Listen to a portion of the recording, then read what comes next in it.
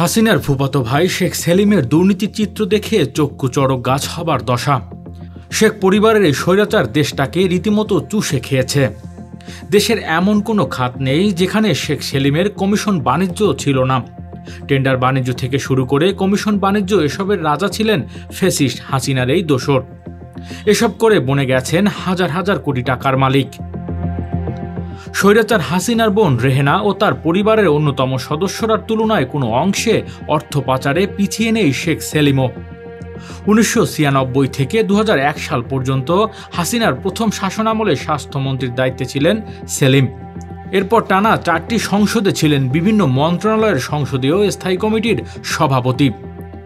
শেখ মুজিবুর ভাগ্নে হওয়ায় সুবাদে মন্ত্রিত্ব না থাকলেও স্বাস্থ্য, স্থানীয় সরকার, সড়ক ও পরিবহন সহ বিভিন্ন মন্ত্রণালয়ের ঠিকাদারি কাজে বড় অংশ ছিল তার নিয়ন্ত্রণে।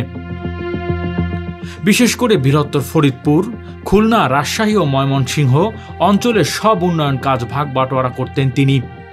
বিনিময়ে মিলত 10 থেকে 15% কমিশন। শুধু এতটুকুই নয়, প্রতিটি সেক্টরে নিয়োগ বাণিজ্য ছিল তার দখলে। সরকারি চাকরির পাইয়ে দিতে কোটি কোটি টাকা লুটে নিয়েছেন সাধারণ পাবলিকেরও। সম্প্রতি দেশের বিভিন্ন স্থানে 1300 কোটি টাকার কাজের পছন্দের ঠিকাদারের কাছ থেকে 10 থেকে 15% হারে কমিশন গ্রহণ করেছেন সেলিম এবং সুনির্দিষ্ট একটি অভিযোগ আমলে নিয়েছেন দুদক। ইতিমধ্যে অনুসন্ধানের সিদ্ধান্ত নিয়েছে সংস্থাটি, যা নিশ্চিত করেছে দুদকের মহাপরিচালক মোহাম্মদ আক্তার হোসেন।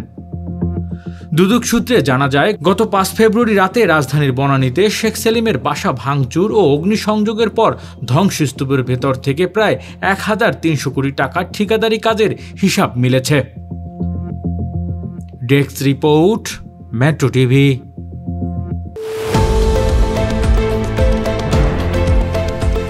দেশের পাশে, বিশ্বের সাথে, মেট্রো টিভি।